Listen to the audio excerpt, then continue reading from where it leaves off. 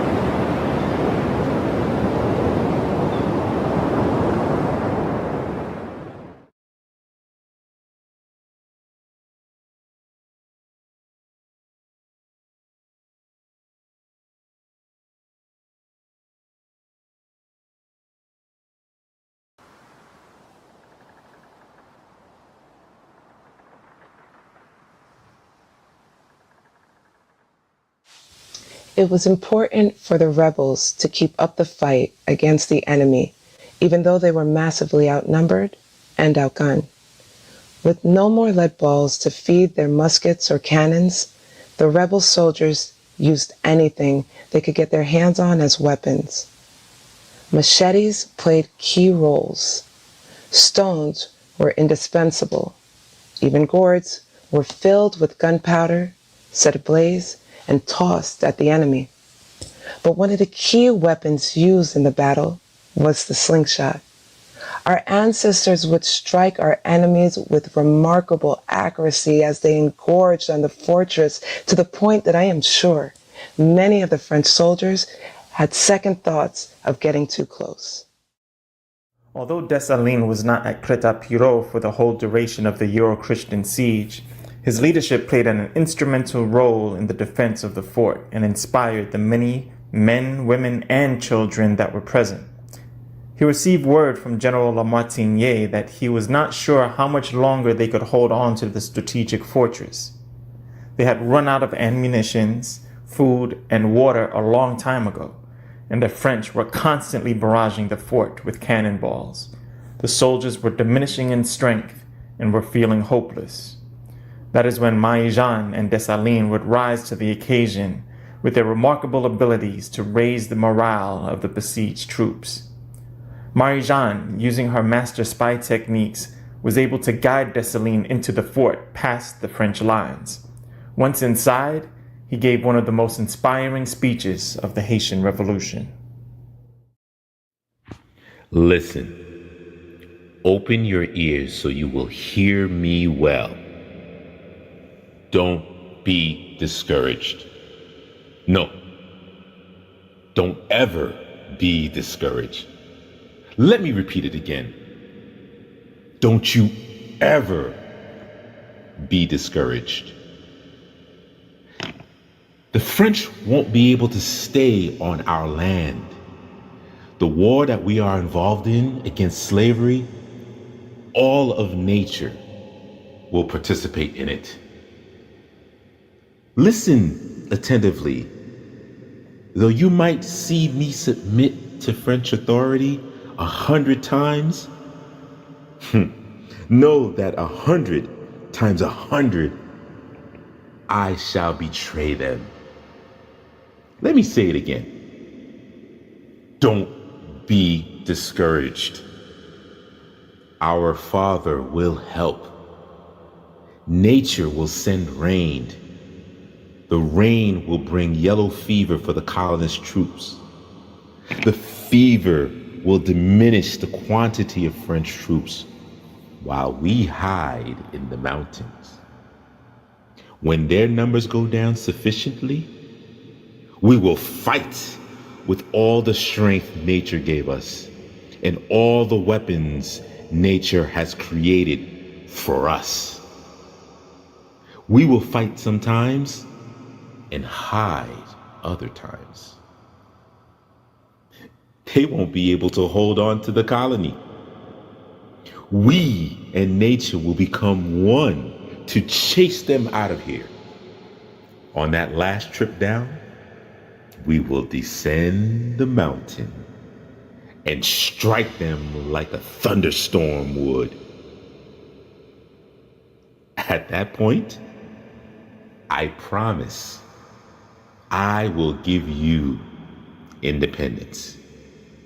There will no longer be any white men to dominate us anymore. We will be free. Aye, Bobo. Lean said, if you don't fight, I blow this place up. Boo! They think I'm playing? I'm not. Little kid, get your weapon. Shoot those friends in the face. At one point, Dessalines grabbed a torch and held it to the powder magazine and threatened to blow the fort up if they did not defend it. This powerful speech, along with the demonstration, did the trick. Each soldier that was there instantly gained the strength of 10 men, and they shouted out, "Liberty or death."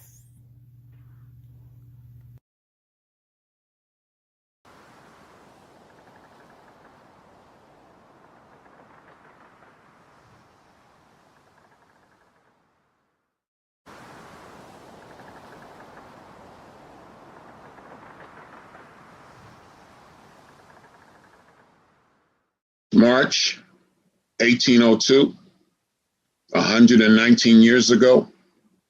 I'm in a fortress with people who were formerly enslaved.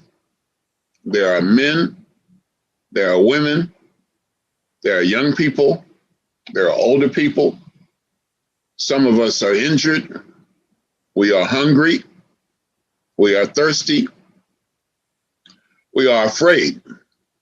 We're human, but we are animated by the desire to be free. We will never allow ourselves to be returned to enslavement. And this is what animates us more than anything else. We are determined. We are not going to compromise. We are implacable. And we are fighting against overwhelming odds, not only in terms of numbers, but a French army that is universally declared to be invincible. And those are the odds that are arrayed against us. There is one person, there are many people here, men and women. For example, there's Marie Jeanne, the great African patriot that our sister Baina Bello loves so much. But there's one person in particular that I identify in this struggle above all others. And why should I not? His name is Jean-Jacques Dessalines.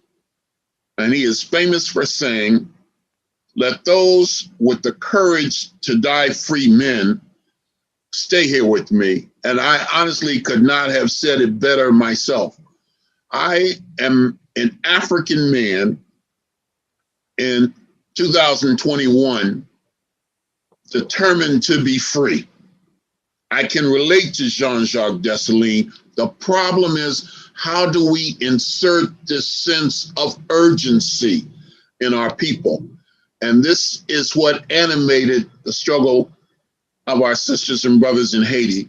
They paid a debt for freedom that we can never really fully repay.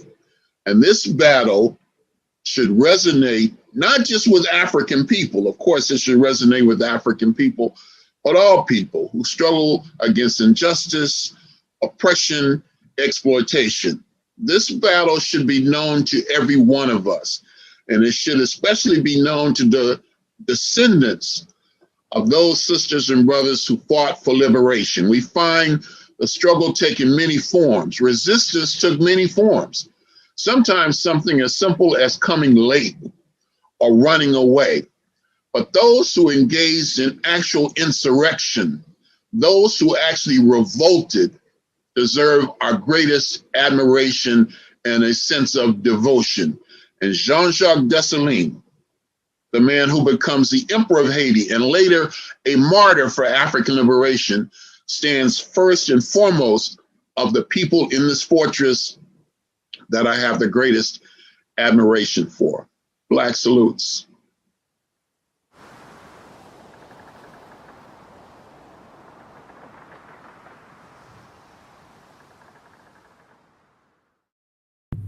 Greetings to every one of you. I give thanks for the opportunity to be here, partaking in this historic occasion. I praise our illustrious ancestors for their brave efforts. It is because of their deeds why we are here today to eat the fruits from the legacy they have bequeathed us. With that said, let us now eat from the legacy of our honored foreparents. I'm going to share with you the lessons we can take from the victorious 1802 Battle of Crête-à-Pierrot. Principle 1. At the core of the Haitian Revolution was the Spirit of God. God is oneness and oneness is love. Our ancestors came together in the spirit of love for the greater good. In 1802, they knew who the enemy was because France did not have, and neither did they come to Haiti with the spirit of oneness towards Africans. Principle 2. Our ancestors had their own cultural worldview of who they were. After all, who would dare go up against a well-armed empire that controlled vast portions of the world? Principle 3. Our ancestors set a course of action and intention before they engaged in the war and paid full attention to see whether or not they were moving closer with each battle towards their end goal. Principle 4. Our ancestors had a sense of their own power, which gave them courage. The War of 1802 shows us that we only ever have two choices in life: victimhood or freedom.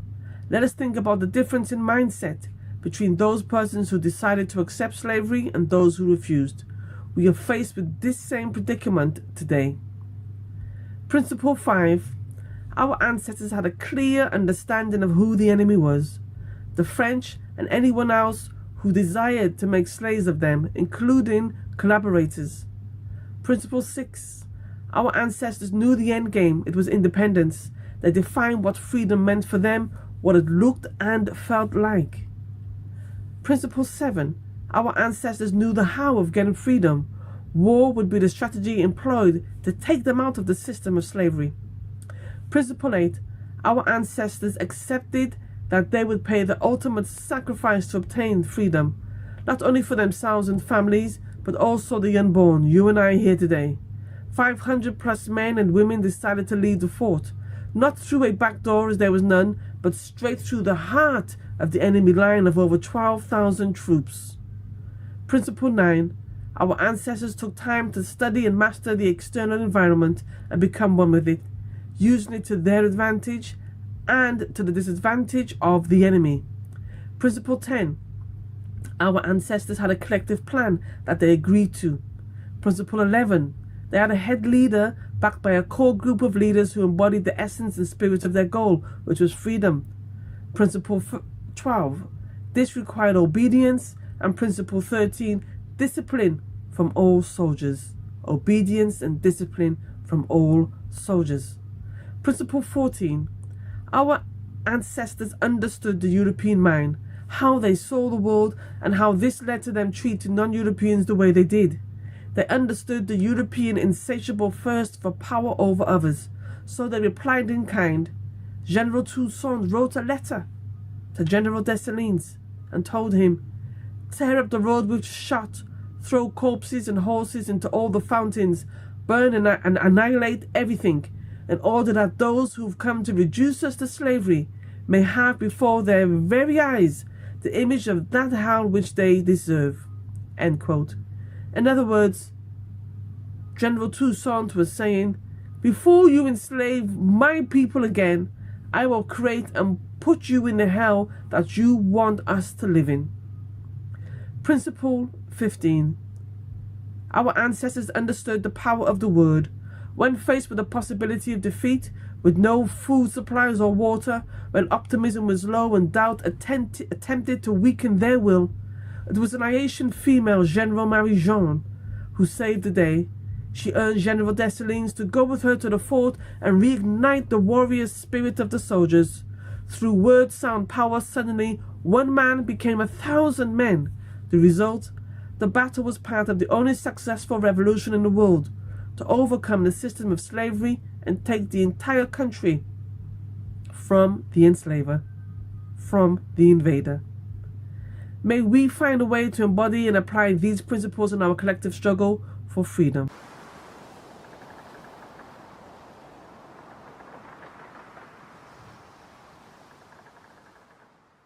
Four o'clock in the morning, General Lamartine decided, not being able to stay in that position anymore, we have to get out of there.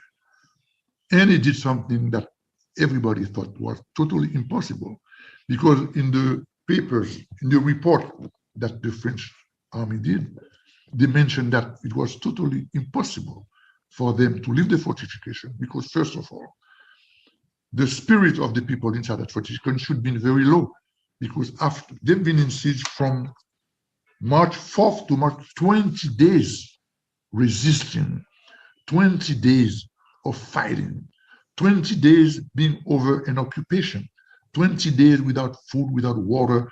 Those people will not be able to fight because they will not be in the physical condition to fight. But that was the biggest error. Lamartine did something unbelievable.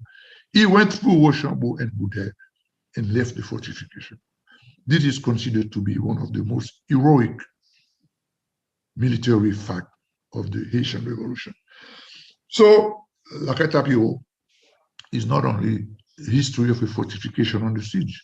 La Crête-à-Pierrot is the will of our grandfather, not only to leave slavery behind, but to become men as everybody should be.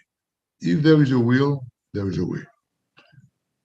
We could not believe that, as I said earlier, the French took very seriously the attack of La Crête-à-Pierrot. Leclerc put 5 of his best generals, 5 of the best. General Jean-François de Belle, Jean Hardy, Donatien Rochambeau, Charles Dugras, Jean Boudet, 5 army divisions. We're talking about 15, 20,000 men could not defeat 700 men, 800 men at La Crête-à-Pierrot. We had the will to fight. We had the will not to stay slaves. So what we should learn from that, as I said, if there is a will, there is a way. Those people, our grandfathers, knew that they had an objective. We are not fighting to win a war. We are fighting to prove to the world that we are men, people like everybody else is. President Obama, during his campaign, mentioned, yes, we can. Our grandfather believed, yes, we could, and we did. So the lesson is, if we stay together, if we have an objective, if we know where we came from, we should know where we're going.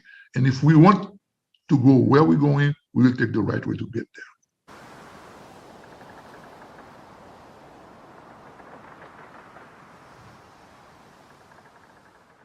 March 4th and 24th, 1802. It was an impossible situation. And when I teach at Free Haiti, our history, I only teach it in order to get us out of the impossible situation that we are in today. Because today we are in a situation where the odds are even greater. The odds there was 12,000 to 700 to 800. Some people say 1,000 men, women, and children. And Napoleon's army didn't just come to destroy those particular women and children that were at Crête-à-Pierrot, they came to destroy all Haitians, men, women, and children. Whoever wore a soldier's outfit, and all children who were older than 14 years old. It was a genocide. And we are today at the same space. We have a genocide. We have no money, no media, no military. And they have come back doing the bicentennial with the same sort of army, but they had back then the Code Noir, which was a laws about how to treat the enslaved. This is the same thing they have today, but it's not called the Code Noir. White supremacy has gotten very smart. They use elections, democracy, and law and order to destroy us, put us under dictatorship, and re-enslave us and colonize us. We are facing the same situation. But at Crête-à-Pierrot, Marie-Jeanne stood along with all those other warriors of the Haitian Revolution. And Dessalines said to them, those who want to become slaves can get out of this fort and go to the French. Those who want to be free men, free women, and people, then let us fight. I say this today to everyone right now who are hashtagging Free Haiti movement, because right now Haiti must be free. There was a time when people didn't understand why Black people were not happy with slavery. Today, they want to know why we're not happy with the fake elections of the core group or the former enslavers. We are not happy because it is almost slavery. And so we are at the same position where we must fight back or be re-enslaved. That's what we have to do. Fight back or be re-enslaved, because every law that the colonists have, or the OAS has, or the UN has, they just mouth them. They do not bring them into application. We have to do. Haiti's a big, big, big power. We brought into application liberty. We must also today bring into application liberty for all, so that right now, most people in the world are enslaved by a tiny elite. This is not what Dessalines and Marie-Jeanne Lamartinière and all of the warriors of the Haitian Revolution fought for. So we are the example. Free Haiti is a group of Haitians who today are at the fort, and they know they must fight back fake elections, fight back re-enslavement, just like they had to fight the Code Noir and Napoleon's armies and Rochambeau's slavery.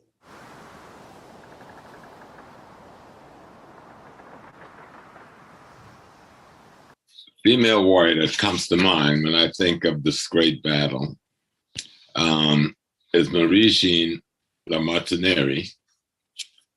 She was a hell of a soldier.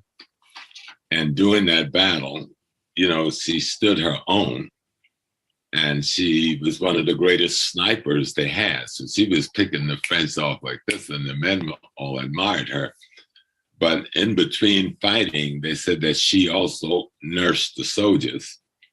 And one of the things she did was to share her water with everyone else. And she carried a spoon around her neck on a chain. And she would just give everyone one spoon of water, just to keep them going, because they were without water for almost a week. But she kept many of the people alive during that period, not only with her ability as an extraordinary soldier, because after Dessalines left the fort to get supplies, her husband was the general in charge, And that's who would lead the people out of the fort through Rochambeau's lines to victory. So yes, Marie-Jeanne Lamartinière, I think I'm pronouncing it right, is my heroine and hero in that battle. You know, when the battle first begun, before when the French was coming, you know, Toussaint made sure to supply the fort. And he gave a speech to them. He called them his children, both his mulatto children and his Black children. And he told them to fight to the death. And after he went back to fight the French from behind, to put pressure on the back of the French lines, Dessalines was left in charge. And Dessalines held the fort until they began to run out of supplies. And then him and some men went to try and get more supplies to replenish the fort. But by this time, Rochambeau had brought up so many men, they were unable to get back through the lines. So they joined Toussaint and began to attack the French from the rear. And that put some pressure on the French. But it was the gallantry and the bravery, because one of the things Dessalines did when the battle first started, he said, anybody that want to go, go. Those of you feel too sick, you do not want to die here, go. Those who are afraid, you go. And once you've gone, the rest of us, we are prepared to die here. And they stayed. Of course, those, when they broke through the French lines, which was an extraordinary feat, because the first day they left 400 French soldiers dead on the ground. And when they had to break through, it was a feat beyond anything to have a besieged fort with a minority of soldiers, totally out of supplies and ammunition, still have the courage to move through your lines and escape into the mountains. And of course, they joined Toussaint and Dessalines in the mountains with the rest of the Haitian army. I think the most extraordinary thing I saw happen in that battle was the extraordinary bravery and consistency, you know, and the brother that led them through, the brother, you know, Lamartinière, and that's Marie-Jeanne's husband. When Dessalines left the fort, he was in charge.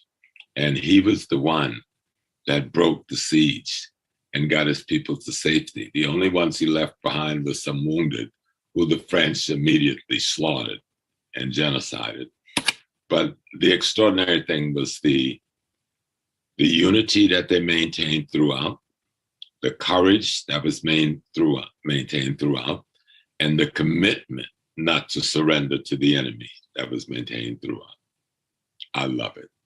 One of the most extraordinary battles. This battle led to the defeat of Rochambeau and Leclerc in the final battle of the revolution shortly thereafter. This broke their back.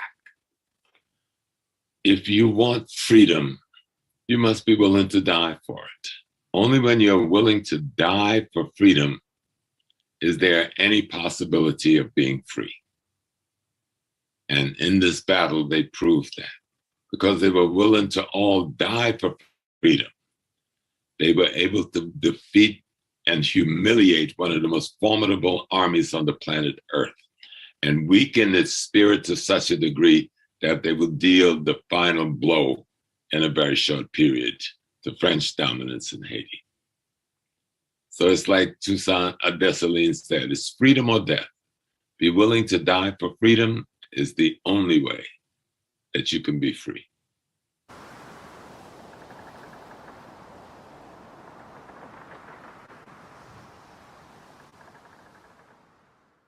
But you can't really understand the mindset of those 100 children, women, and men without analyzing that experience from an African mind.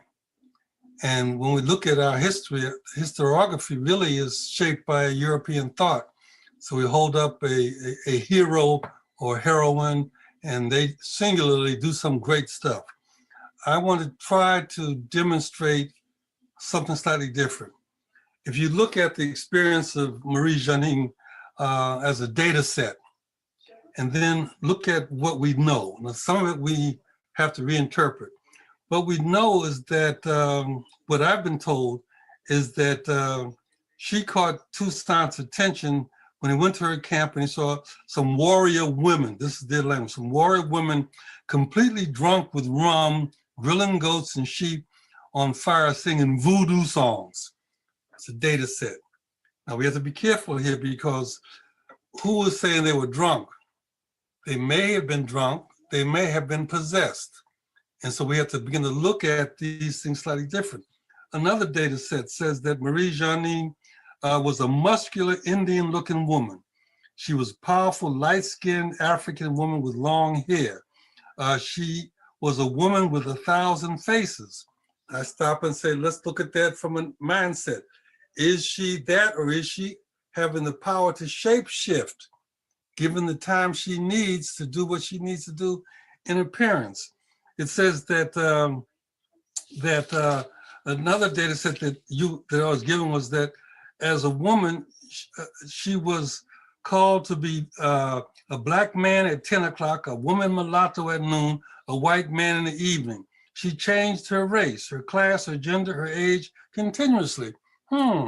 Is that another evidence of shapeshifting? See, if we throw out the power of the shapeshift, then this stuff becomes sort of romantic poetry. It doesn't really recognize the reality of what African people were dealing with. And so I want to look at that. And then another piece said that she was dressed in a Mameluke uniform, a Mameluke. Now, what are the Mamelukes? The Mamelukes were, they come out of the Islamic Muslim, not really, well, the Muslim tradition of warrior class, and the Europeans defined them as captive warrior slaves. But the Mameluke were, the word Mamluk literally means things that are possessed.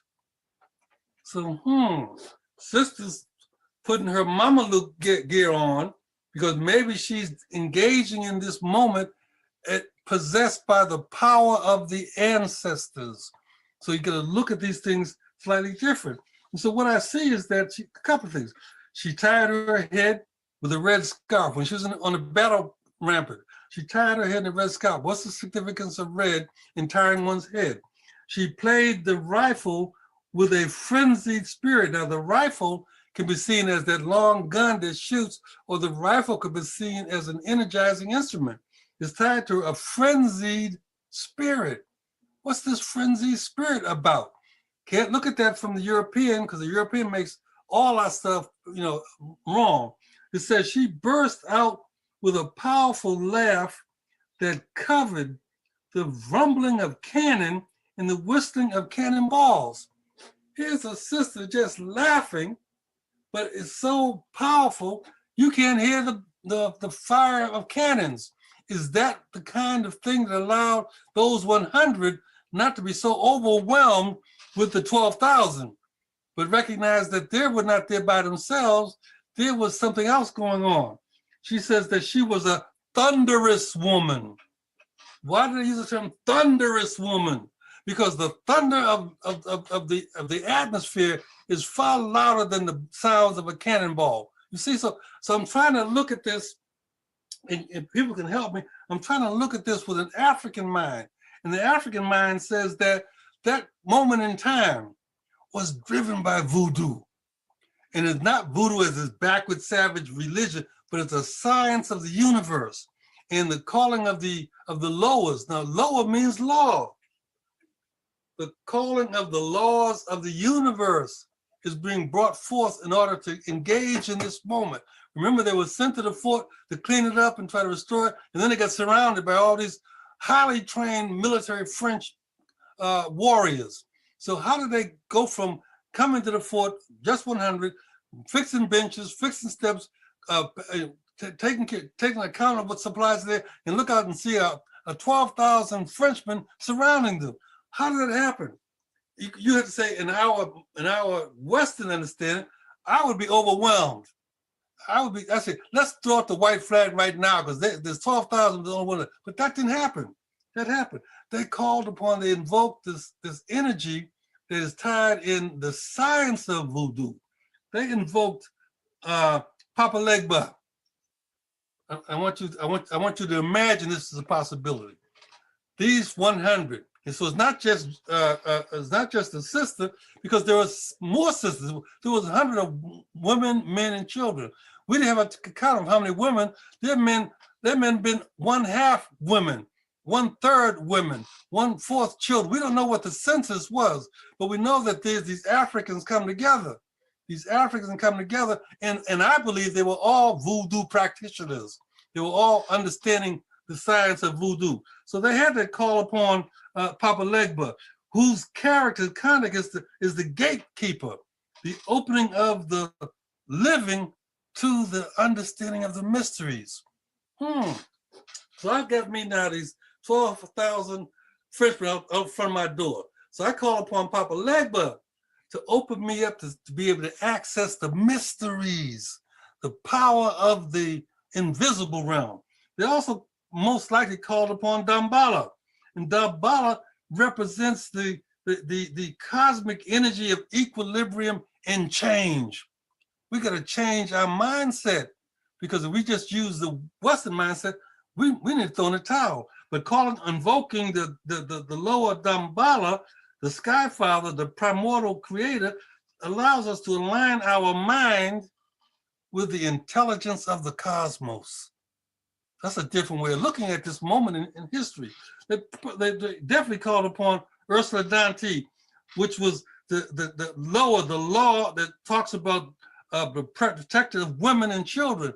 But women and children really represent the conduit to the future.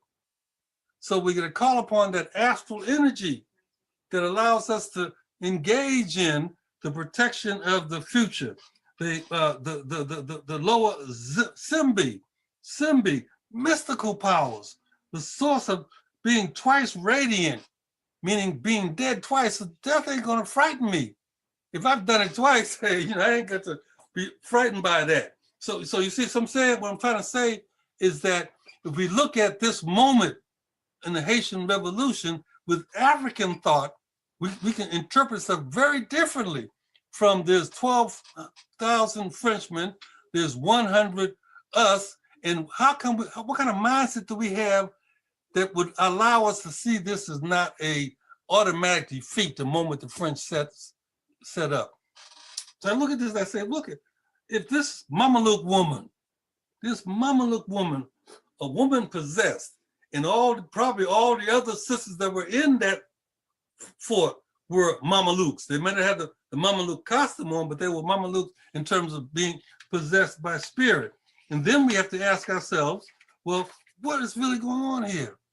See, we've been trained in Western thought. We don't ever interrogate the invisible realm, the energies of the universe. And for me, I've been looking at it as an astral plane, this astral energy. And astral energy are really waves of energy that represent and reflect universal laws in the world. The quantum physicists are now tiptoeing up to that. But we were doing this a long time ago. They're tiptoeing up to it. But this astral energy allows me to reframe this and suggest that the astral spirit now of the feminine, we're focusing on the sister, but we're focused on Marie Janine, but I'm saying we're focused on the feminine energy at that moment, at this time. And Marie Janine is an icon for that. But she was at the singular great warrior woman. She was all of that, but she was representing a process, not a person. And so as astral spirit, I want to suggest that what I'm now learning from my discussions with African thought is that there is the feminine is primary and paramount. That's hard for us to get our head around because we've already been indoctrinated to talk about gender equity, and there's this vulgar matriarchy that we got to patriarchy that we got to throw. So we're following European ideas, saying the problem is that there's vulgar patriarchy.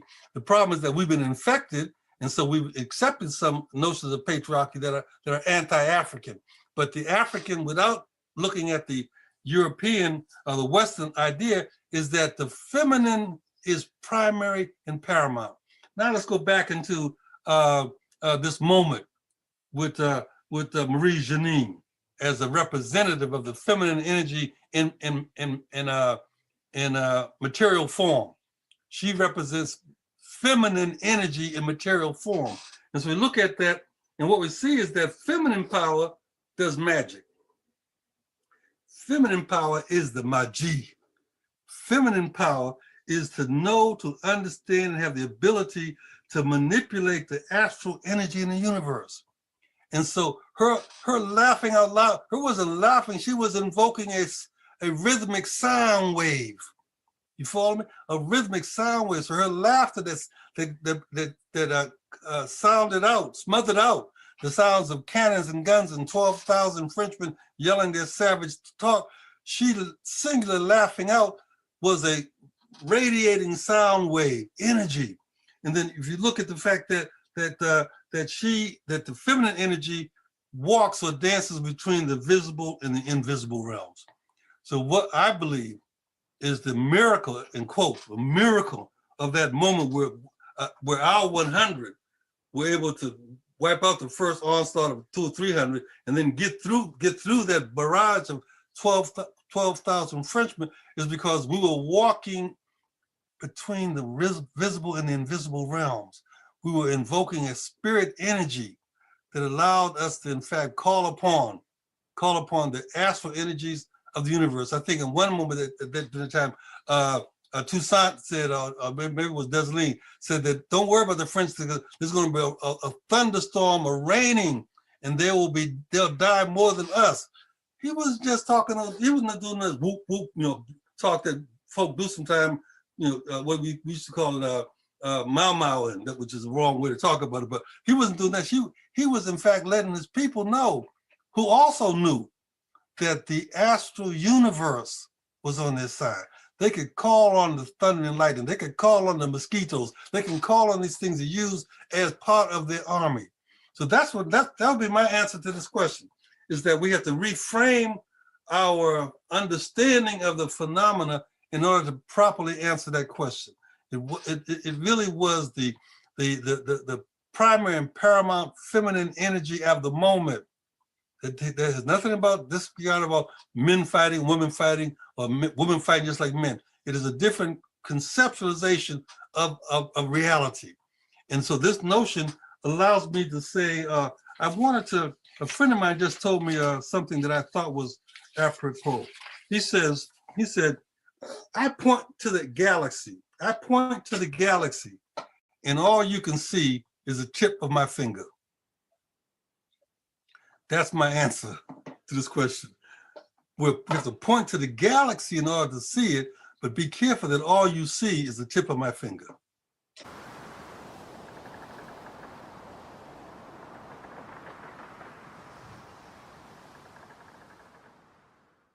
Hi, we're waiting on you. We're about to open our Baina Bello official YouTube channel, and we need for you to subscribe. All of you, please subscribe starting now, so you can get all the information on justice, health, education, all wrapped up in our R Street. Subscribe now so we can get going with the work.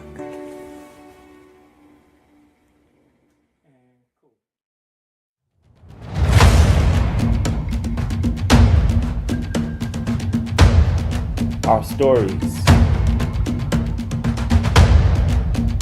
our ancestors, our battles, our victories. Thoroughbred Books.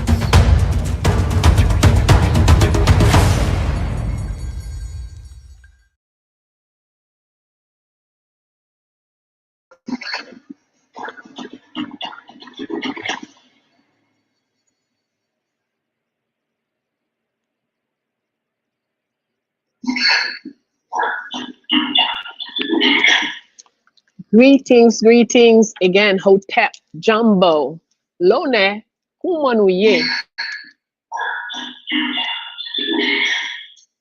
Greetings, greetings again, Hotep, Jumbo, Lone, Kumanuye. All right. We have followed, we have listened, we have analyzed, I hope. We have reflected and pondered on all that we have heard just now for the past 40 minutes or so. Dr. Wade Noble spoke to us, Professor James Small spoke to us, and we are doing now, we are going to take all that in. Professor Supplice also spoke to us about the Battle of Crête-à-Pierrot. Battle of Crête-à-Pierrot. Professor Supplice also spoke to us. So now we want to know, what do you think? What does it awaken in you? Because whenever we turn our head back, we sing Kofa, then we must get something that help us to understand the present. Looking back must improve the present, and it shines a way for tomorrow. So without further ado, I'm going to see, I don't know right now who else is with us so that we can, all right, my brother, James Small, is in the house. Thank you, thank you, thank you. My son, Franz Dohnancourt, is also in the house, has also responded present for the meeting. And so we have these two people who are going to share with you how they view Crête-à-Pierrot, and then we will open for you to share with us your comments and questions. So, Franz, I see that you are driving. Maybe you want to wait until you have parked someplace, or we'll let Professor Small speak first while you get yourself together. Yes, that sounds like a good idea. All right, thank you. Professor Small, welcome. I know things have been rough this week for you, and I'm really, really, really very, very, very grateful that you are with us today. Oh, I'm always happy with a difficult day. I know, but I'm here. I'm here. This Wonderful. is an important moment in our history. The way you know yourself is to know your history. And the way you really grasp your history is to find some of the most significant moments that created the opportunities of now for us. And certainly this victory at this great battle was one of those moments in history that created this moment for all African peoples in the world today. And so it is worthy of commemoration. This is the 24th of March. What it took to win this battle, the kind of determination, the kind of strength for never giving up, going up against odds that no one could imagine you could face and come out victoriously. And yet, we also see in this battle the extraordinary leadership of the African feminine, the divine African feminine, and the working together, the Pan-Africanism that occurred in Haiti have really not been replicated anywhere else in the world since. And right now there's a big struggle in the world, the African world, about Pan-Africanism. How do we get all of these different ethnic nations to unite into one nation? Haiti did that. And I don't think we pay enough attention to that as one of the facts of our great victories in Haiti, that we were able to submerge our differences and contradictions and unite as one African force. And when we did that, we defeated the most powerful military on earth of that day. And did it so decisively, we won freedom for Africans all over the world because we put the fear into every enslaver in the world. Once Haiti had won, slavery was on the way out and could never look back. We in America, those throughout the Caribbean, Central South America, we owe our freedoms from slavery to this victory, stealing the victory for Haiti's freedom from enslavement. And so when we think of our history, it's not just the date and time or an occasion or a name. It is a situation that created a whole new situation for the African world. And we still today must learn from the Haitian Revolution. We still this day must learn from the victory at this great battle, the tenacity, the unity, the courage, we can never and we will never give up. You know, so here we are, making sure that we become what they fought for, and that is, I think Baina has said it clearly, we become better than yesterday. That's the reason the ancestors fought, so that we can be the best we could be and have the opportunity and the space in which to do that, to create the world we desire to see for the next generation. So this wasn't just, we weren't fighting war just to say we are fighting a war. We were fighting a war for life, liberty, and the pursuit of happiness, for self-determination, for eternity, for our people, wherever we are in the world.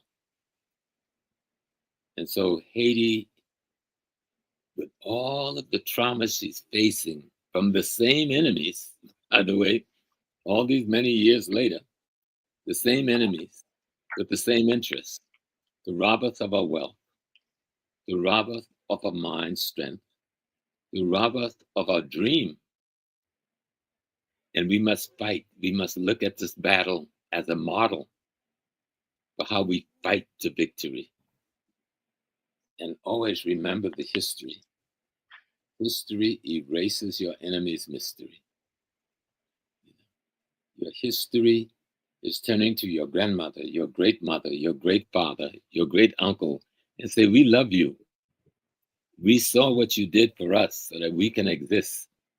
We will now do for the next generation in terms of how we fight, why we fight, as you did for us.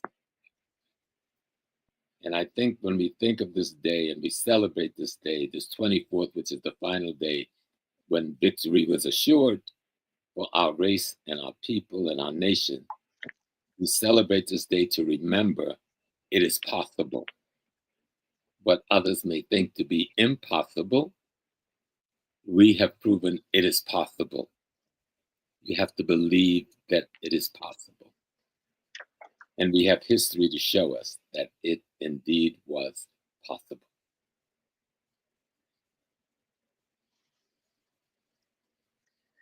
Thank you. Thank you very much, Professor Small. And yes, in fact, we like to say impossible was buried on November 18, 1803. So whatever we have in front of us today is just a difficult situation because impossible is already dead and buried. So, Franz, we would like to hear from you. You who was among the originators of creating that video with that the people just viewed on Crête-à-Pierrot and who worked hard to make it happen way back then. So what do you think now, looking at it a few years back? What has it brought to you? Oh man, it brought back such great memories.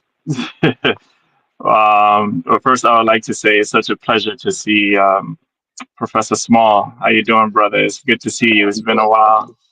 Yes, sir. Yeah, it's great to see you. And of course, Professor Bello. You know, Ma Bello. I call you Professor Bello here, Ma Bello. Thank you for inviting me to be part of this. I mean, I can't believe I'm just here, sitting amongst this prestigious panel to talk about such an amazing part of our story. And man, whenever I think about the Battle of Crête-à-Pierrot, I mean, like you said, we made the impossible possible. And I always think about takeaways. Like I'm always a student of our story, right? I try to figure out what can I take from this situation and apply it in my life today, right? And when I look at one of the things that's jump out at me is our I leadership, sent them the right? StreamYard link. The leadership, Please tell me. the leadership that was present during that time of Crête-à-Pierrot. I mean, you talk about Dessalines, you talk about Mai Jean, you talk about all of these icons of our story during the Haitian Revolution. So just to take a small number of people and inspire them to go against impossible odds and come out victorious, right? It's just amazing leadership. And that's something that I try to embody in my life every day. Like, how can I be the best leader that I can be, right? And so the people who look up to me, the people who follow me, no matter what type of difficulty we're facing, no matter what type of circumstances we're facing, we can always go back in our story and bring out the story of Crête-à-Pierrot and see what our ancestors accomplished. And then with knowing that, anything that we accomplish today seems like nothing, right? Like the odds that we face, the difficulties that we face. I mean, like you said, if we compare that to what we accomplished in our past, and I mean, we could look at our difficulties today and feel very confident that we could get through that very, very easily with fortitude, with courage, and with persistence. So I would love to, I would like everybody who's listening to just take notes of the leadership that was displayed during that time, and everything else, the courage, the and also knowing that you're never by yourself. You may feel, I'm pretty sure a lot of the people during that time were feeling kind of lonely or already defeated. Some of them already defeated. Like, there's only a couple of hundred of us, and there's 12,000 of them. How are we going to survive? How are we going to make it through this difficult time? And that's when you know that your ancestors are walking with you. That's when you know that the spirits are with you. You're never by yourself. You could be a couple of hundred in physical form, but it could be thousands in spiritual form that have your back. And that's exactly what happened during that time. And it inspires me. Whenever I think about the story, I mean, Crête-à-Pierrot, it just inspires me to accomplish great things and to always face my challenges head up, knowing that I'll come out victorious because, we have precedent. Our ancestors done it in the past, so that means that we can do it today because they live within us. Yes, sir. Thank you. Thank you very much, Franz. Yes. But I will put to your list at the top of your list, discipline. The discipline and the courage have to precede everything else. The discipline is very often we can tend to accuse someone of this, that, but in fact, it's only a lack of discipline, and that made everything else not work as it should have. So thank you very much. We have, I see that Professor Small has something to add. Please do.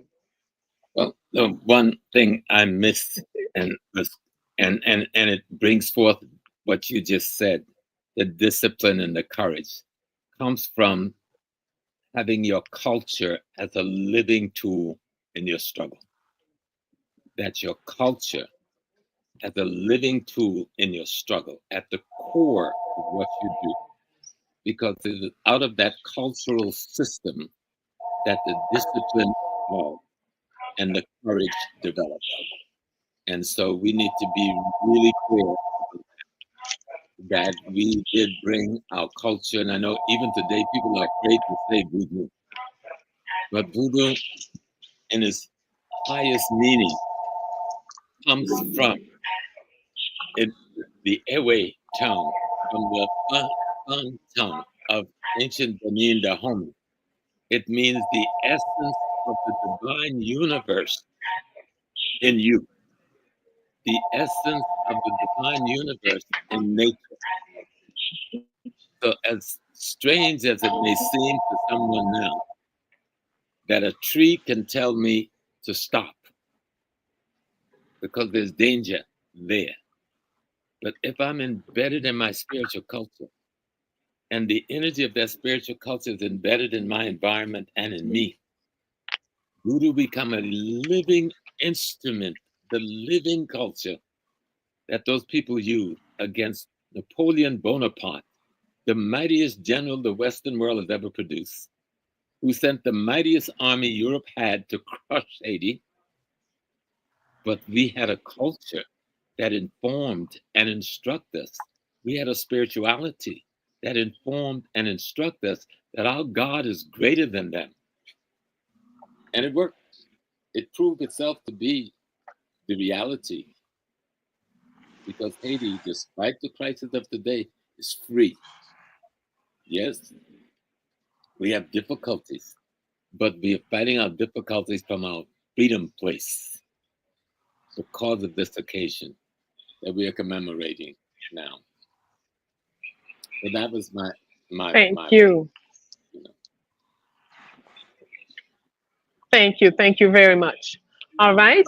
We have those who are waiting to ask questions, those who have written their questions in the chat. Well, the only chat I could see is I think it's the YouTube chat. So, but the other people will have to let us know what the comments and questions are. So, Alexandra, I don't know if you're on. Yes?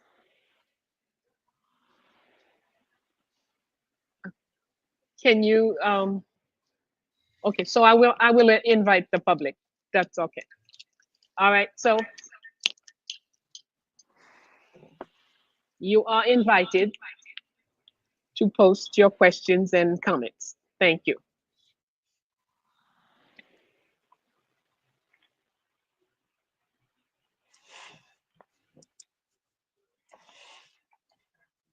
I have a question for you, Professor Bello.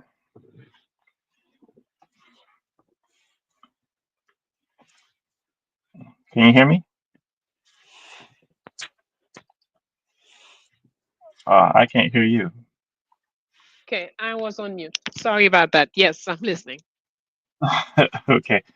What is the biggest lesson that whenever you think about the battle at Crête-à-Pierrot, what is the biggest takeaway for you? Like the biggest lesson for you that our ancestors accomplished such an amazing thing. And I know there's many things, many lessons to come out of it, but what's like the one thing that you take away from that? Yes. All right. I said earlier that Impossible was buried on November 18, but I believe Impossible was killed on March 24th, 1802. Okay. Because when we find ourselves, to me, that was the most thing that blew me away. For years, I talked and read and studied Crête-à-Pierrot, but I never had numbers. Everybody talked about there was this, there was that, they did this, they did that, lots of words. And then one day I discovered, hmm, less than 1,000 people in the fort, more than 12,000 French troops surrounding, besieging this fort. And Rochambeau was so certain of victory, he said, set the table for me. I'll be back within the hour. I'm going to kill a fly. This is what he said on March 2nd, 1802. And from March 2nd to March 24, the fly never died. And the less than 1,000 soldiers made their way through French lines, and more than 350 of us came out alive. That to me was, when I saw the numbers, I already knew it was a great battle. I already knew this, that, but when I saw the numbers, it blew me away. And after Crête-à-Pierrot, all those who were in that battle, who went through the French lines and made it out alive, when they knock at your door and you say, who's there? They respond, I was at Crête-à-Pierrot. They don't say Baina Bello or France or James Small. They identify themselves as having been in Crête-à-Pierrot. It becomes an identity element. So when we see the numbers, that's when it makes sense. Less than 700 soldiers. The rest of the people were people cooking, people who did the washing, people who just like to follow troops wherever they're going. Lots of children. So when they round it up to 1,000, even with adding all the civilians, it doesn't reach 1,000. And we fought against 12,000 well-armed, well-fed, well-uniformed, wearing boots, etc., people, and whipped their butt. The French lost during these battles more than 2,000 officers. They didn't count their soldiers because the officers were too many. Mhm. Of course, the role of Marie-Jeanne in this thing just was absolutely fascinating. But for years, I was too cooked into academia stupid thinking. I was too cooked into probably church elements in my head. All of that wouldn't allow me to mention Marie-Jeanne when I was talking about Crête-à-Pierrot, because everything she did was so outrageously out of norm. So a lot of what the women did, for example, some of the women, Marie-Jeanne women, the troops, the female troop that she commanded, they were ordered at some point to open their blouses and expose their breast. Jump up on the wall, expose your breast and jump down. Don't worry, the French are too crazy about women breasts. They will miss. They will never shoot you. And yeah, we didn't have 10 women dead. So we have to realize how fighting doesn't mean a weapon. Everything that you are, everything that you think, every intention you set out, every word you use can be your weapon or your tool. And that's another lesson I drew from Crête-à-Pierrot. Okay? Sharing a small bottle of water, giving a spoon. Just once, first of all, in situations like that, if we look over and over, we'll find that a soldier with his bottle of water don't play. Even if you're his mama, he may not be willing to give you a spoonful of it. Here is this woman sharing her water with all these people, just one spoon for each person. But what is the intention? that goes with that spoonful of water. So, yeah, you asked me for one, I gave several, of course. I'm sorry. Yes. It's And hard it's to time choose for, one. It's hard to choose one. yes, yes. All right. We do want to give our audience an opportunity. Please let us know, those of you who are reading, who can see questions and comments. All right, here's a question here. What happened to the black and red flag of Haiti? Our true colors must be embraced once again for prosperity. Okay, right. So this is a comment. Yes, our true colors. I agree with you. It's a very powerful color, and we need to do more about it. What happened to it? Well, uh, new governments usually who have no programs, the only thing they can do is change what is. So if I remove the black and red and come up with blue and red, I think I'm doing something important. That's how it went away, that we've been separated from the black and red, in my opinion. Was Dessalina Fulani? I do not know. I don't know if someone else in the panel knows. I don't know. And I don't really believe that either. Looking at, if we take what he was trained as, the education he received was from Tantoya, and Tantoya is from Dahomey. So whether his mother or a parent was a Fulani, I don't know. But the person who raised him, he was raised in the Dahomey culture.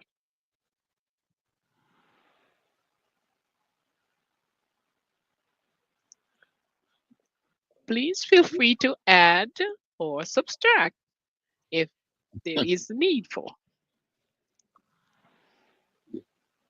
Well, one thing, as Professor Small, we know that most Fulanis were Muslims, and we don't see that in the character of Dessalines.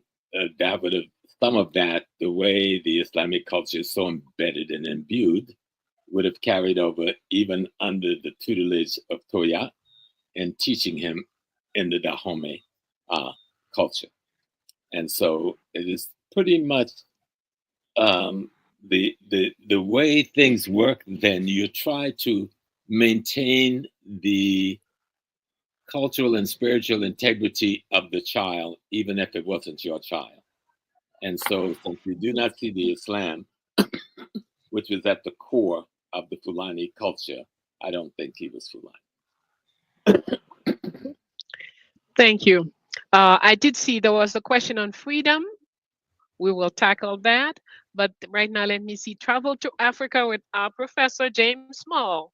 And you have the information on the screen. So those of you who want to take the trip, do notice. Okay, freedom.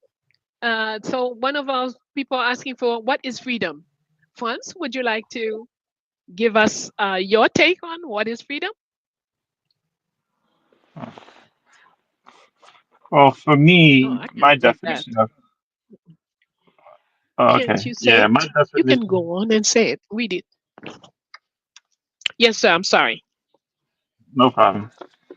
I believe for me, freedom means choice, right? Like the choice to live my life as I please, uh, without any interruption from outside forces.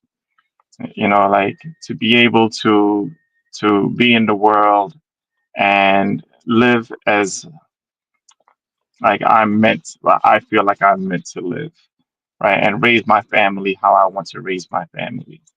Uh, so that's my definition of freedom. Professor Small, would you share with us? Mm-hmm. Well, we know the words have a derivative going all the way back, this word freedom, to the Greeks, with the free meaning to liberate, and the dome meaning the mind. So what our son just said So sometimes I call you Perhaps brother. if you a little closer to your mic, it might be Yeah. clearer for us. Okay. Our son just expressed what freedom is. The word itself means to liberate the mind so that the mind can make its choices appropriately for its best interest. And our brother just made that clear. I don't think you can get a clearer definition of freedom. Thank you. I believe, as we read so many times in Baina and Friends, that there is so much more to freedom than personal desires. If we truly believe in Ubuntu, the oneness of life, so then all the life forms have freedom. The water has freedom, the rain has freedom, the sun has freedom, etc., etc., etc. So if freedom is being who you are and living according to laws, but not necessarily desires, we have to make a big difference. My freedom cannot be, well, this is what I want, but my freedom has to take into consideration the freedom of the entire life system in which I exist. So if we take it, for example, from country to country, or culture to culture would be more appropriate. So we have observed that in Africa, for example, this culture and that culture and the other, there could be 10, 20, 30 cultures, variety of cultures living side by side, and they do not impose their way on each other. They can even be part of the same empire, have a common language, but the common language does not say you can't speak your particular language, which is why so many Africans were in the past were known to speak 10, 12, 14, 20 languages, because there was no imposition, on your culture. So you had the freedom. So today, what we see is people imposing language, imposing way of doing this or that, and claiming that that is some sort of freedom or democracy. So it's very important for us to have clear ideas as to what freedom is so we can better handle it. I look at in Voodoo, even if we're going to use a pigeon or prepare a chicken or whatever, there is communication between the person and the animal. So we request the permission of that animal before using its life energy for our purpose. Even for a tea, when you go on the soursop tree, you don't just tear off leaves, but you knock gently and you ask the tree to allow you to take 4 leaves, 6 leaves, 10 leaves, so you can use some of its life to maintain your life. So communication and respect is vital to freedom. We have to be very mindful of. I believe that's an element of freedom that we tend not to take into consideration. All right. What else?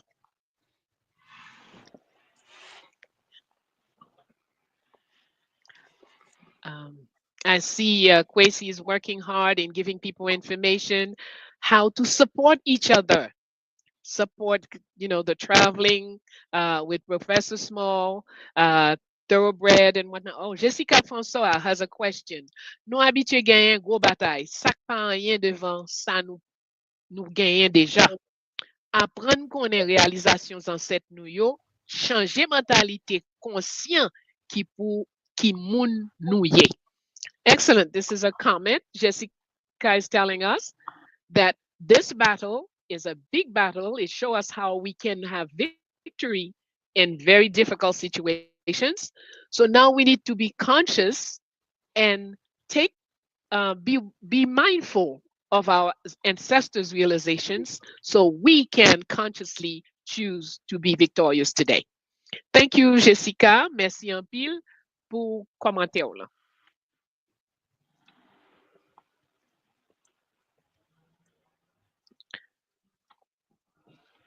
What else? My great-great-great-grandfather, Madame Cantave, told us that when our nation split in two, the kingdom of the north under Christophe adopted Dessalines red and black white, while the south under Pétion, question mark. Yes, that's correct. When the split occurred, so the north, which was about 2/3 of the territory, maintained the black and red vertical flag. And indeed, it is in the kingdom we learned a great deal about prosperity.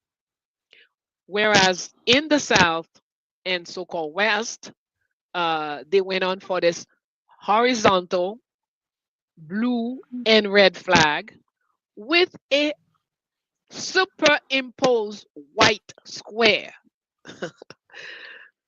To me, just going for the blue and red, the white is not on the same level as the blue and the red, but it is opposed upon, it is put upon the black and the red. That's drastic as a symbol. So, questions, comments? Oh, let's see. Have you guys never been to Africa? I don't know which guys the person is talking to, but I know Professor Small is in Africa at least a couple times a year, and I have visited as well. Questions, comment? Aha, someone here, let me see if I can read. Freedom to me, freedom is a condition, not an exit. Freedom is a state of mind. Oh, thank you, Grace.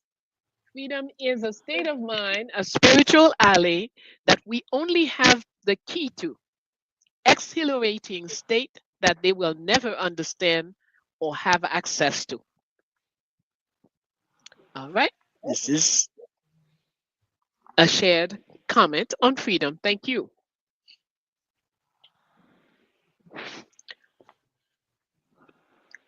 And what else? Excuse me.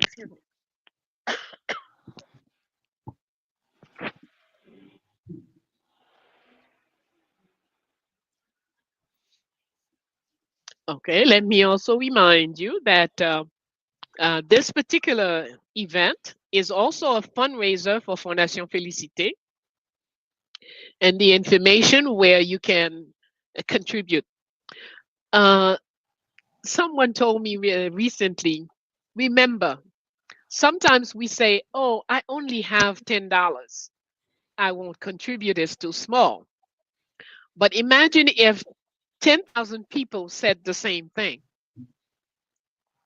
Whereas if each one sent their $10, it would go a long way in helping in the program of Fondation Félicité. So don't ever think it's too small, because it's many of us that will, if all of us think, why I give what I have, then that enables all of us. It enables us to help more people. All right, questions, comments, answers?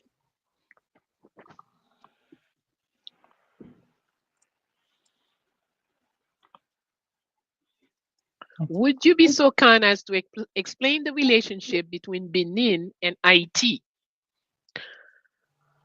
All right. How can we look at it? We could look at not just Benin. Benin is, okay, Benin only exists since 1960. So when you say Benin, you're limiting. But if we look at the relationship from the kingdom of Dahomey, the kingdom of Congo, the various African kingdoms, the people that we know today as Haitians came from these various kingdoms in Africa. So the relationship is very long. When we look at the language spoken in Haiti, we will find there is something like 25% of the vocabulary is African words. And in the spiritual practice, we will find that people in Haiti, their spiritual practice have a large percentage of African spiritual practices. So for the long-term relationship.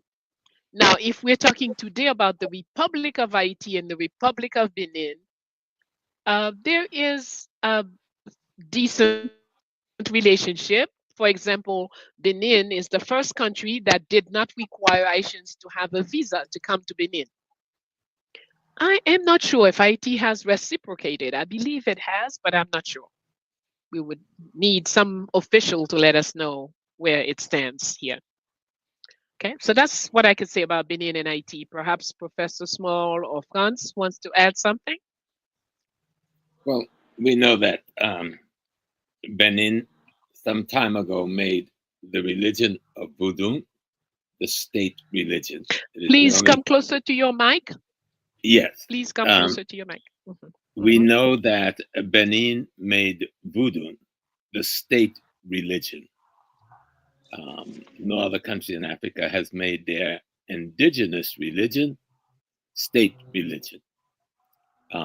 And we also know that the Portuguese, called that whole area that you described, Congo, Cameroon, Benin, Angola, as they describe it as being Guinea.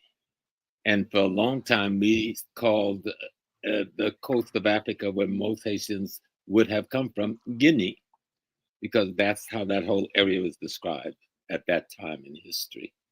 And so the culture of those people, those that lived, the ethnic nations that still live there, the cousins to the ethnic nations that live in Haiti. Somebody made an analogy yesterday. If you not coming too clear right now. It's not clear. I don't know what that is. But the thing is, there were the kingdoms we know of in Africa today. Sorry. Okay. Sorry, it's not coming clearly. Okay. I can hear Professor Small pretty clear. I can hear him pretty clear. Oh, I can hear Professor Small pretty clear. Okay, I see. Okay, perhaps it's me. Well, the idea was that wherever the African moves and whenever the African moves, he's still the African. And so the Congolese, the Angolan, the Dahomian, the Cameroonian, they went to Haiti, and they're still those same ethnic nations, having now amalgamated with one another to make that unity that Haiti symbolizes. I think above all the things about Haiti that makes us see why they were so successful was that Pan-African unity. That it did not matter whether you're from the Congo, from Ghana, from Dahomey, from Angola. When the Haitian Revolution came together, those ethnic lines got blurred and they became one Haiti out of all of those African amalgam. Well, the first thing that comes to my mind when I think of Benin and Haiti, well, Benin, the kingdom of Dahomey, is Tantoya.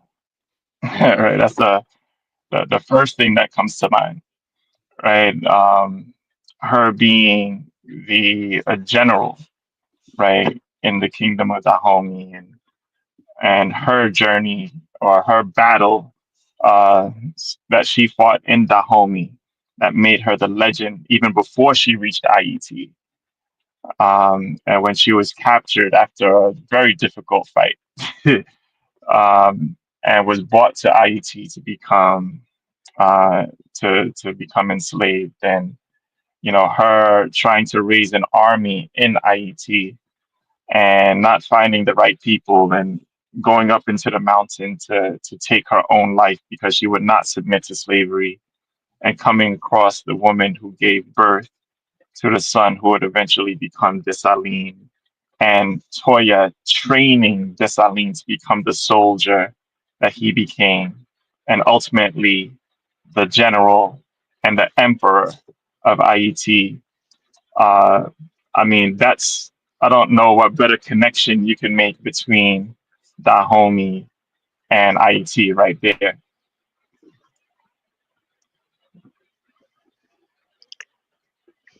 Yes, you're right, Franz. That's very strong relation uh, that Dahomey produced the liberator of Haiti, we could say. So that certainly is a very important connection. And we can also, going on what you just said, King Henry in the kingdom sent for military female warriors to assure the security of Queen Marie Louise in Haiti. So during all the years of the kingdom, it was those female warriors dressed in their traditional garbs. He did not make them, you know, change outfit or be different than what they are. And so that is a second connection, a strong connection between Haiti and Benin. Thank you for bringing that to the floor. Okay. Why was the Fort at Crête-à-Pierrot strategically important? Well, anytime we're talking strategy, we're talking geopolitics. Its position, its position, and there has been it's a fort that was it fought against the Spaniards. We fought against the British and fought against the French from Crête-à-Pierrot. So it is a spot that when you dominate that spot, then you have the whole valley of Artibonite in front of you. You have rivers that you control. You have a lot of things. So it's the geography, the position of that fort that is one of the elements that makes it so important.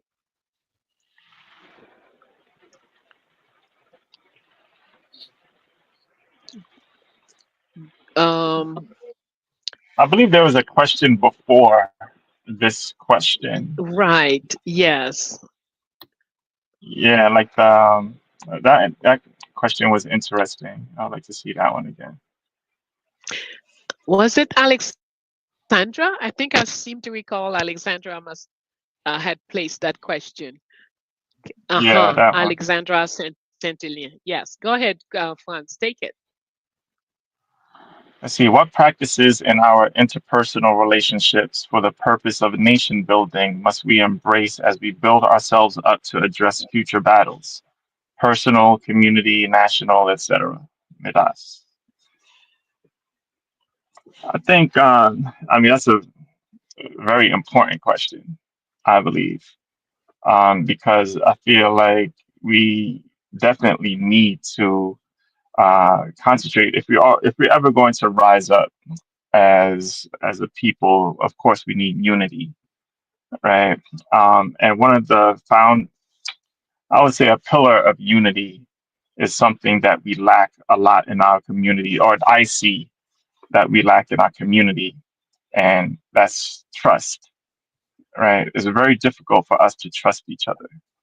Uh, and I understand why a lot of us don't trust each other, because a lot of people have been taken advantage of by people who look like us time and time again, in the past.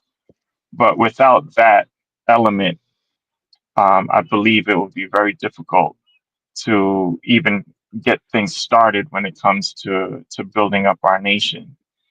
So although a lot of us feel like we've been taken advantage of, or things didn't go our way, if somebody, came in and, they sold us a bill of goods that they weren't able to deliver on. I believe, yes, we have to learn from our past, but I believe we also have to kind of like strategically trust each other, in a way that we can at least build ourselves up, build our communities up to a certain degree where we gain power and influence wherever we are, as a nation, right? Like I wouldn't say a community or as a country, but as a nation, right? So that we can receive the respect that we deserve, and also, to build up, because there are many battles. There are definitely a lot of battles to be fought. But if we can't do it together, if we can't trust each other, then they're definitely going to be more difficult. Professor Small? Well, Franz covered a lot of what it will take.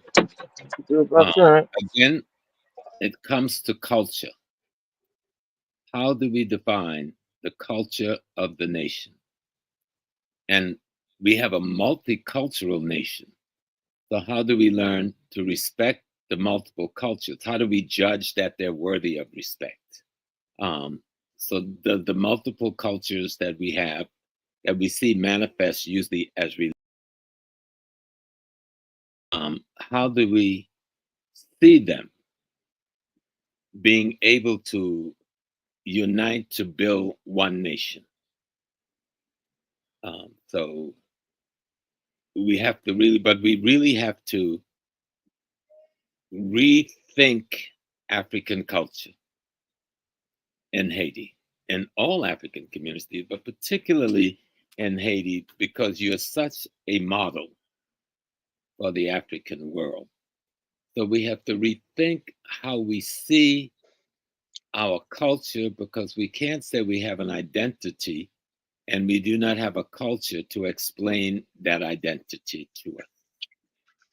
And then we have to find relationship with the multiple other cultures, which are almost all aspects of European culture that have been Africanized to a great degree. How do we build our bonds and relationship with them? Similar to what Sister Bella was saying when she was talking about the multiple languages of Africa, and yet we can find this common space as a nation. But I don't think that we can find the unity we want unless the undergirding culture is fundamentally African. That's in terms of the values, in terms of the interests, in terms of the fundamental life principles, and how we teach them to the next generation. Thank you. Thank you very much. I would simply say knowledge of self, being that we all away from who we are. So by working on becoming self, then when the more I am myself, the more I will recognize Professor Small in me. The more I am myself, the more I will recognize Franz in me. And then that trust between us will increase. And if we use discipline at the core, if we give ourselves the discipline to study, to observe, to speak, to make sure we think things through before we say something, that our intentions are clear, then it will be a lot easier for us to unite and have a purpose, and then each one of us do what we're supposed to do in order for us to reach the goal. So, but at the very beginning, it's a matter of realizing I've gone to church. The church is enemy of my people. I've gone to school.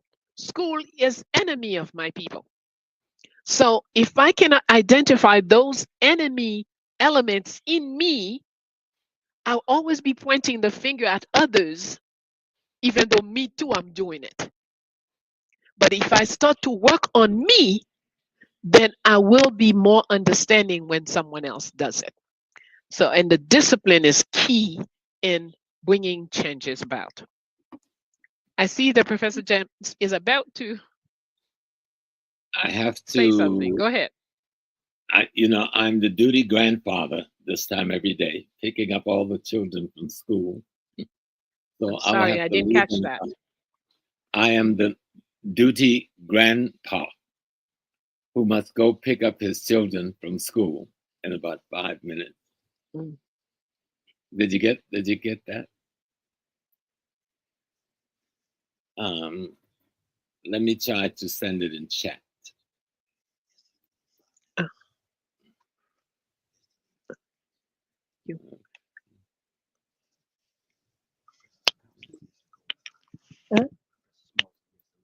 Okay, thank you. All right. Yes. Yeah, that's about the time we almost finished anyway. So I'm very happy for everything we have had so far. I see Sinovia is on. Greetings, Sinovia, Suze, Omari Nassar, Ulala Malika. Greetings to everyone. Can we have maybe if we have another comment, a couple more comments?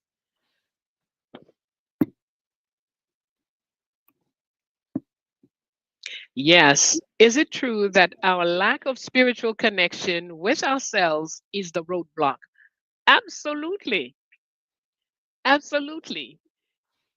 We exist in multiple levels.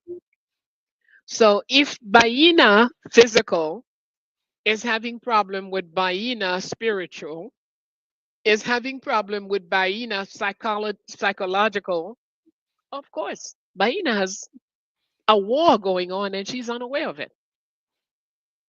So if she does not agree with the various Bainas in her, how can she agree with you? Yes, it's important for us not to mix religion and spirituality and to be keen on our spiritual self. Professor is going to leave us soon, so please. Well, go ahead, Professor Small. I think your answer was very good and clear. Our spiritual self is how we connect with our ancestors. Our spiritual self is how we connect with the ecology and the environment around us. Our spiritual self is how we connect with the cosmology and how we make sense of our reality. Religions are usually tools we use to help us carry out that. But we could do this without religion. So it is very, very important that we study history and study our ancestors. It is one of the most direct routes to understanding our spiritual self. Our history, knowledge of ancestry will guide us very well to begin to understand our spiritual self.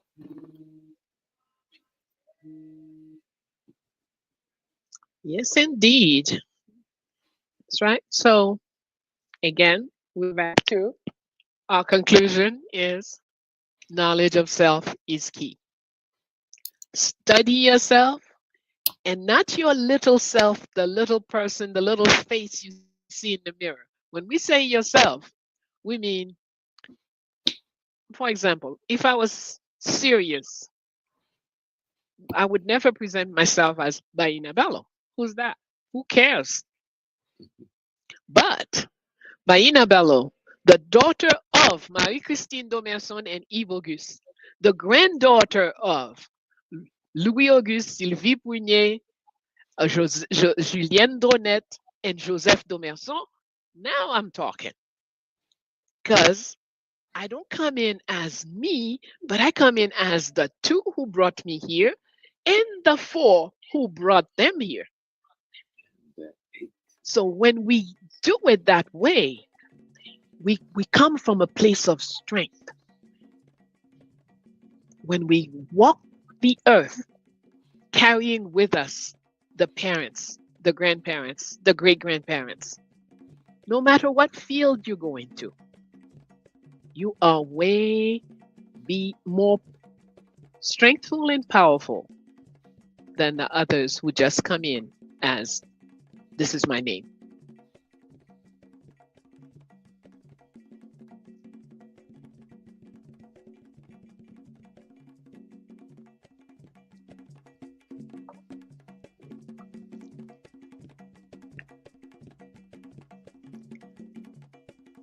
Do we have a closing word from you, Professor Small, please? Well, I think the closing word is what you just said. It's knowing ourselves. This means studying our history, reading the words of our great ancestors when we can read those words, studying others who write about our great ancestors, because that's how we know ourselves. We are them coming forward, because the fight they fought, the dreams they had, the desires they had, was to create us and a space for us. So study our history, study our culture, study our ancestors, starting with your mother and your father and your grandparents and your great-parents and your great-great-parents. And you will be so enlightened when you wake them up in your cell. You will be so enlightened.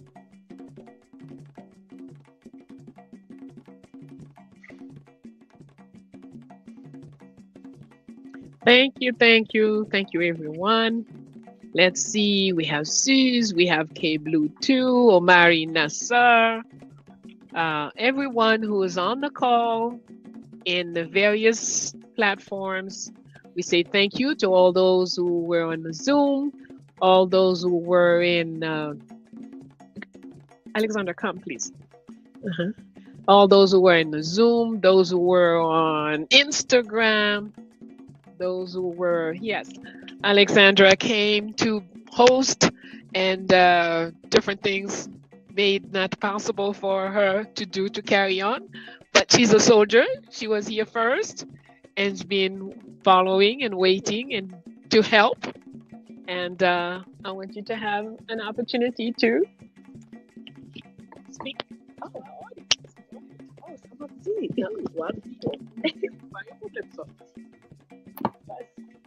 Greetings, family.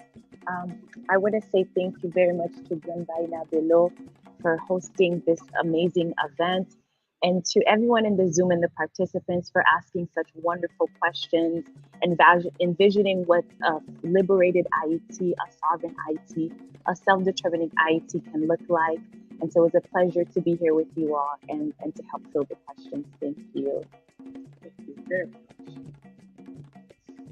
Thank you.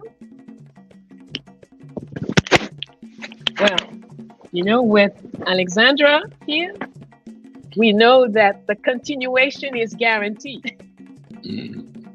We are doing what we do, but we are bringing in the next generation so that 20 years from now, maybe if I'm around, I'll be looking at your program on TV or whatever. So thank you very much, everyone. Thank you, Kwesi. Thank you, Miriam. Thank you, Claudia Malika. Thank you, Alexandra. Thank you, Brother Mike, who's always a big supporter in everything we do, always really ready to take care of me in every situation. So thank you, all of you, Franz, Professor Small, and everyone else that I may not have noticed. Excuse me, Mama Bello. Yes, sir. We have one important question. Would you mind addressing? I'm listening. Okay, hold on.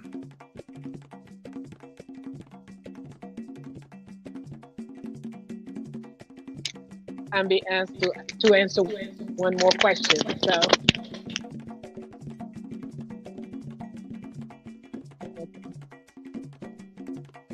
I don't care about this guy.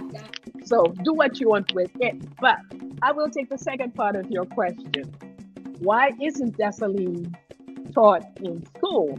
Well, very simple. Dessalines children are not writing the books, are not determining what people learn in school. Dessalines, the government that came after Dessalines did not do their job in putting the right structure for our children to know of the founders, the liberators, women and men, and children and elders. So because we have not done what we're supposed to do, it's not even available in our own school system. So if it's not in our school system, how is it going to get to the world? So it's work that we have to do.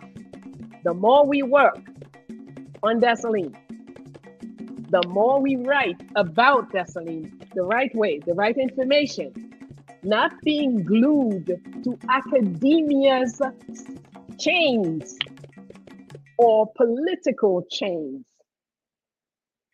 So if we take care of business, then the world will follow.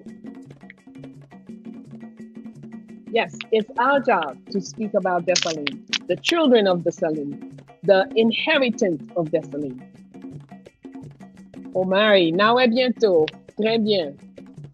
So, yes, it's up to us. The more we write, we create films, we create series, we do whatever we do about Dessalines, the more Dessalines will be taught around the world. Thank you to you, K-Blue 2. And Aibobo.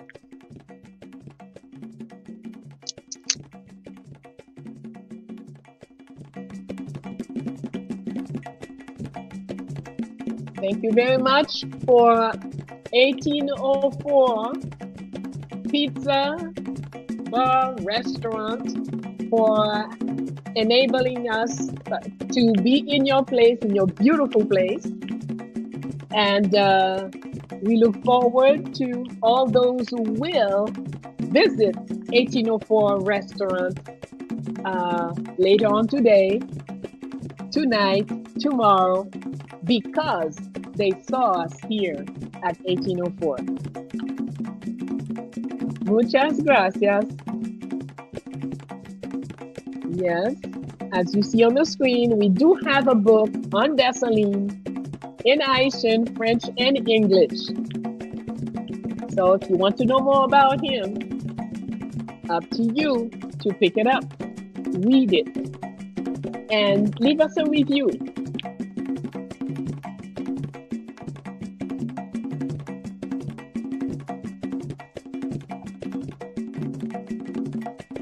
Right, our time is up. Okay, Omari says, the spirit of Haiti is here again, and Assimi Goita, yes, Assimi Goita, in the Alliance of Sahel States. Yes, indeed.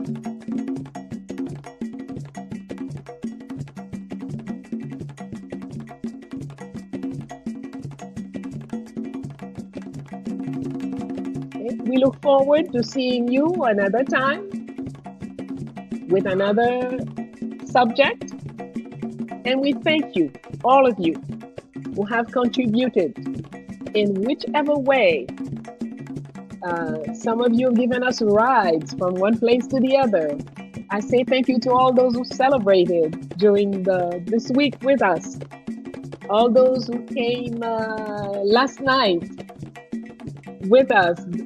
We say thank you to Nina's Kitchen for delicious, delicious, delicious food. Thank you very, very, very much. And thank you to all of you who will contribute to help Fondation Félicité continue to help in Haiti. Thank you very much. Take great care. Till next time. Aïe bobo.